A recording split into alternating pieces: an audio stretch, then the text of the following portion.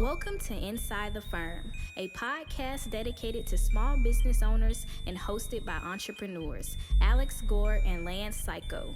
Each week, they take you on their journey of how to start, run, and grow a business by bringing you inside their architecture and real estate development firm.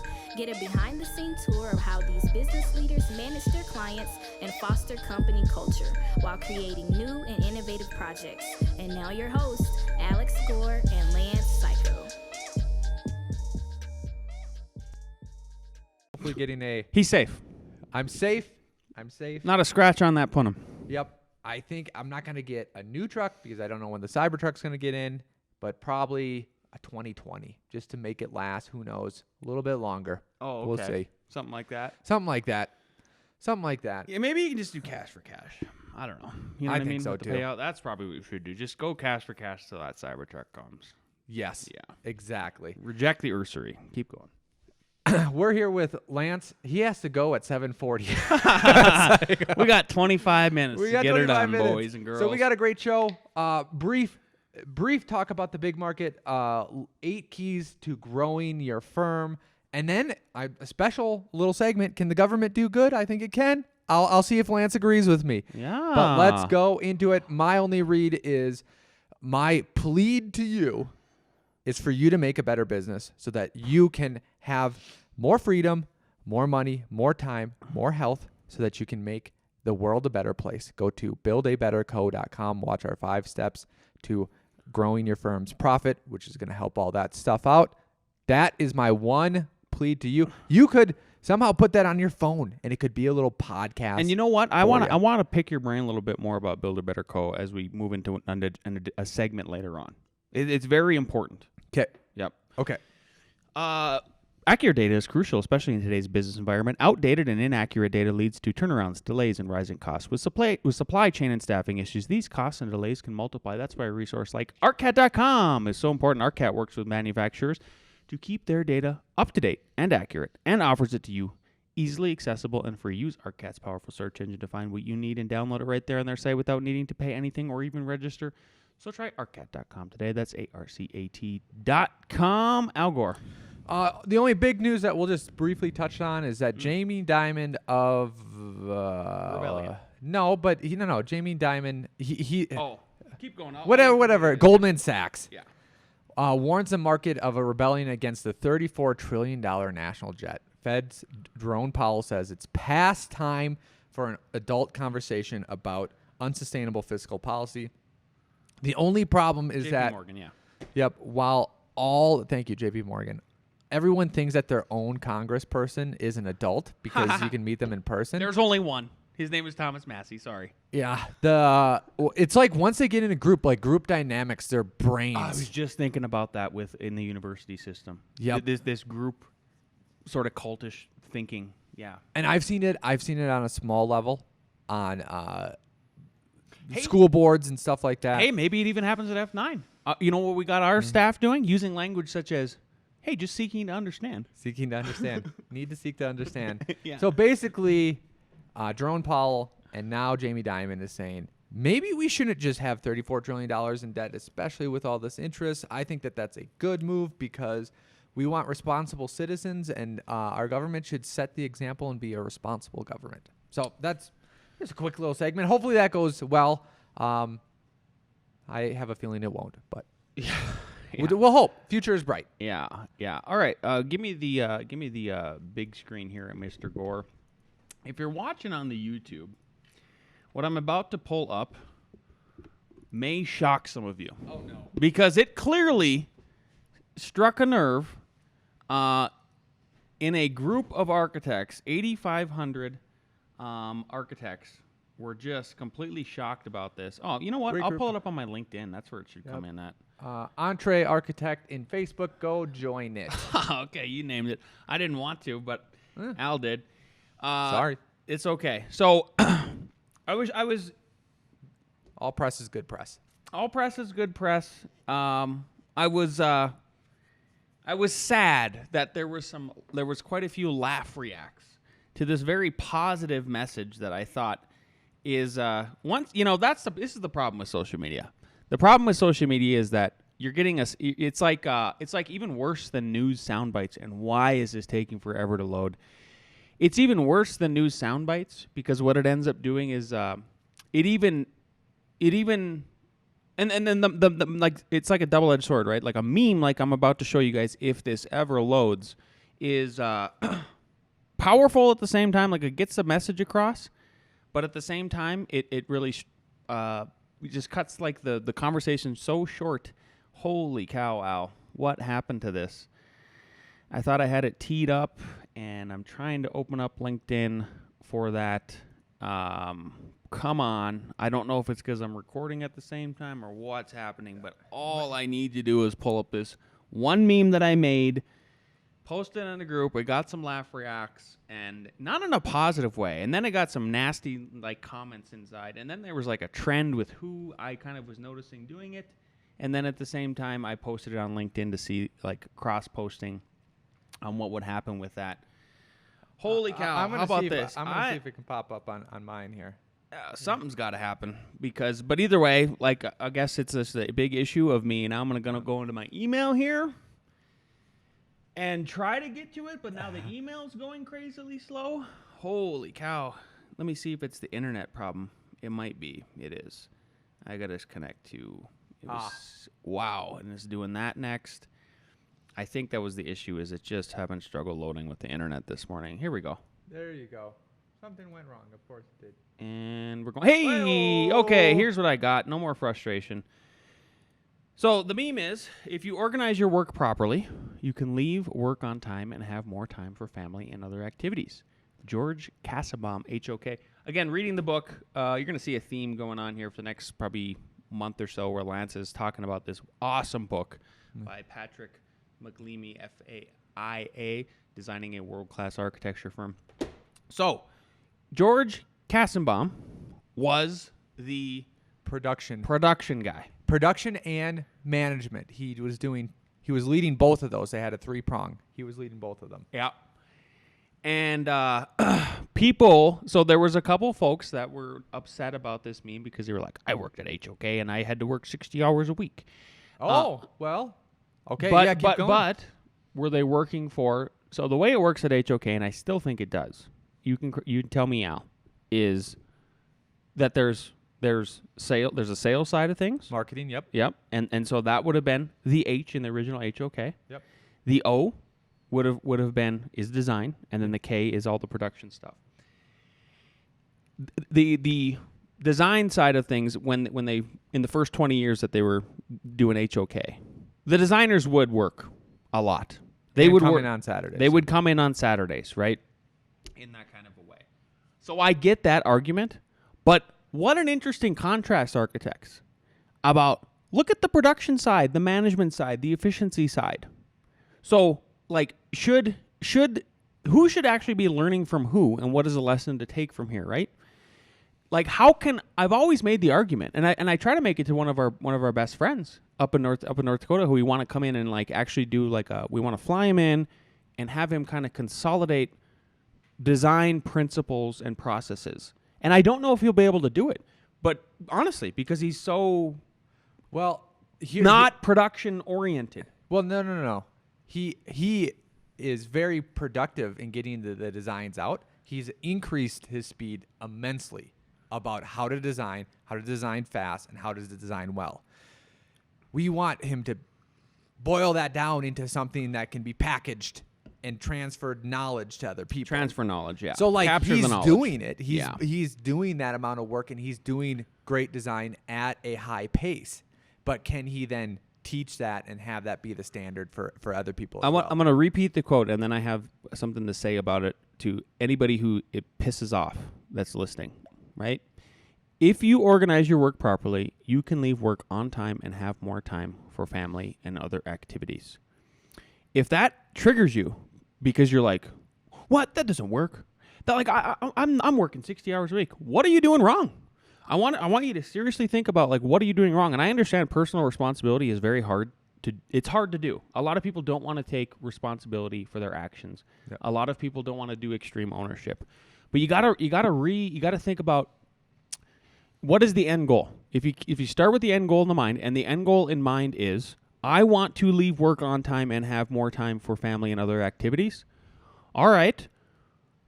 Now I need to take that and I need to seek to understand what is causing me not to be able to do that. And it probably starts with that first meeting with your potential client. Are you setting boundaries right away? Right away. Where you're saying, for example, it could even be at this very beginning nexus of, they reach out to you, they go, hey, can you meet? I can't meet during the week. Can you meet on a Saturday? Sorry. Don't. You know what? I'm happy to, and I've said this before on the show. I'm happy to try to meet on a Saturday, but my rate goes up. It's like $1,000 an hour.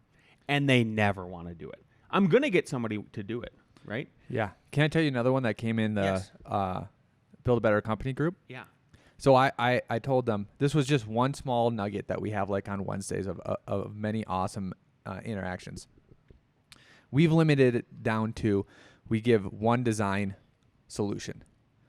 We might develop 2 or 3, but then we give one. And I go, we did make an error on a bigger project. Sometimes on a bigger one, like the big manufacturing center, we'll give 2. Yep. And I go, the problem was we should have gave 1. And we had to then re-justify why 1 would work better. And then they switched because they picked the one that we feel didn't work better.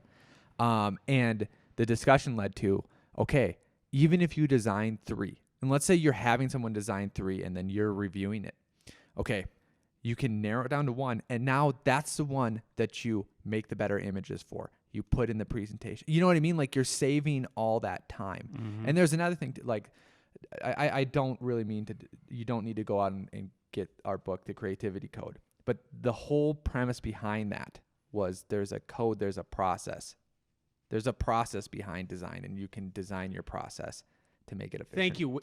And that's exactly the last point I want to make is, okay, let's say you set the tone with the client, right? Then the next thing is like you're setting the tone with the staff. People think people don't believe us that we send people are done working at 40 hours here. People get paid very well here. People have time off. We have such the kind of staff that goes out and travels the world and the United States and is like, we're flexible with them. Ross does this all the time, and I love it because he's so responsible. I know I can trust him. He will email us and he'll be like, hey, I want to here's my plan for the next week, or but he'll give us like a month's notice or something. My fiance is flying here. I want to tag along with her company, and can I work a half day here and then I'll make it up here, and then that makes it so he can go with his fiance for the whole extended weekend. He meets all his deadlines. He gets it done. Yep. We send him with a laptop. He crushes, right? That kind of stuff. But so you got to establish it with your staff too, and stick to it. Like, really stick to it. And then you have to have the spine to be able to say no. And that's what I wonder what the biggest problem is like, are these people complaining that they didn't have the spine to say no? Say no. Or how much of this is on you for when you went and interviewed with HOK or some other firm? These bigger firms have this problem of the 50, 60 hours a week. How much of that was on you to not say during the interview, what's your typical work week like? If they say 50, 60 hours a week and they're happy about it, and that's not you, shut the door. But if you took that leap, that's on you. When my 4th-year students were down in Denver last fall, teaching them, we went and toured 2 other firms. One was like a 40, 50 person firm, and one was comparable to F9, and then we obviously went and saw F9 in our 2 locations. Students are a little bit sheepish and shy, so one of the questions I made sure to ask on their behalf because they didn't think about it, but then it was a big teaching lesson for them. Yeah. And I asked, I made it a point, I said, hey, principal, who's letting us in your firm, giving us lecture, like, what's your typical work week like? They were gleeful. They were gleeful about 50 to 60 hours a week. Yeah. And then when we went and toured F9 Denver first, and Rebecca and Tyler give a presentation, hey, Tyler, Rebecca, what's your typical work week like? 40 hours. Yeah. And then we came up to Longmont. Same thing, Jason. 40 hours. Yeah. And then I stop everybody and I go, okay, guys, do you see what I did? We went and saw basically 4 different firms, basically. And do you see that very important question? You really need to figure out and ask that question during that interview and press them on that. But also know who you are. Meaning, yes, I would be totally okay with the first 5 years. Like, I'm gonna go work for Daniel Liebskin and work 60 hours.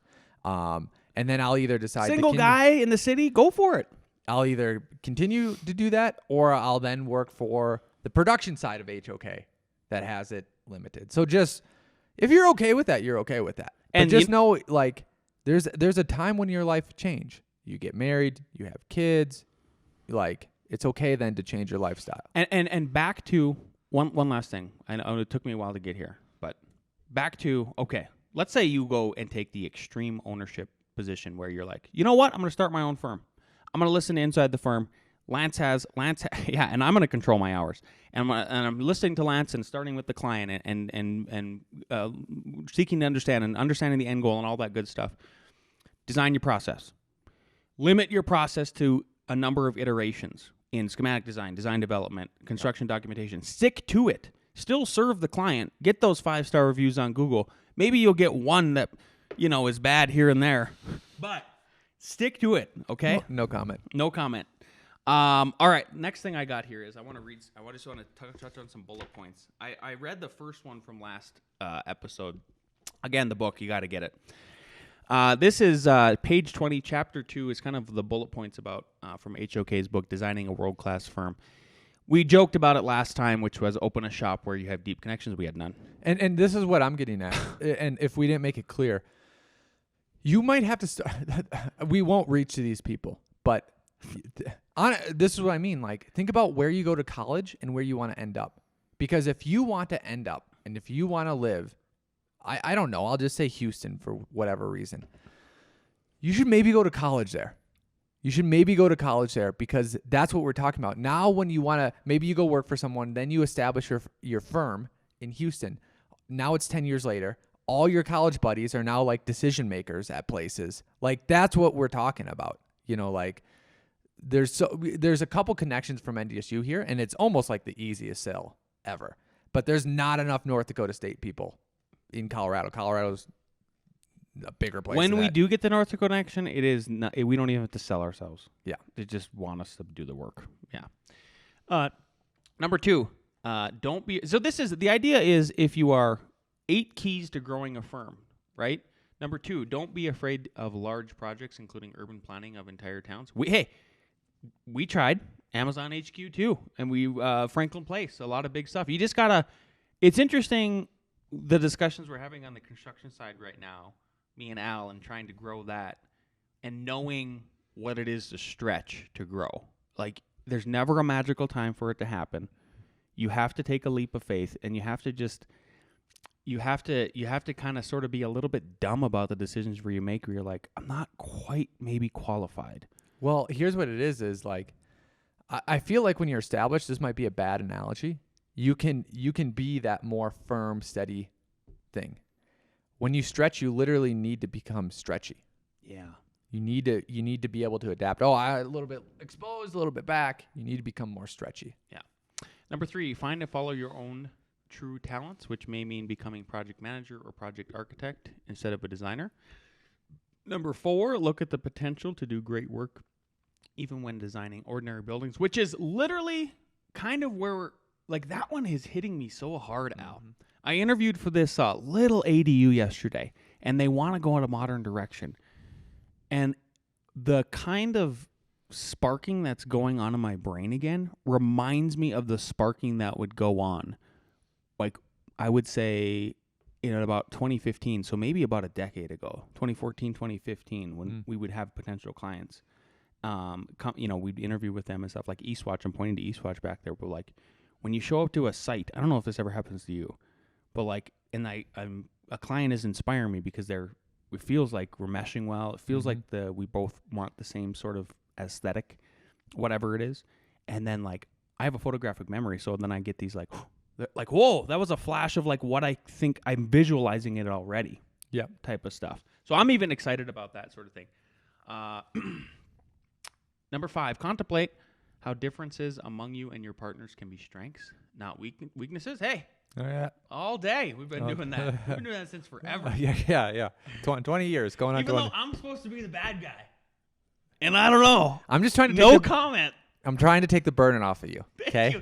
Thank you. If you could just thank me Yeah, I told Steph about it last night. I laughed so hard. Yeah. I wasn't even mad. Again, when I saw it, I just laughed. No, what's so funny is that I was so happy about it. all the people that know both of us, like your family members, your former, you're right. If you went, let's say you read that to your brother, but you put your name. We should do this. We'll do this to buddies when we're fishing or something. Yeah. And put your name there.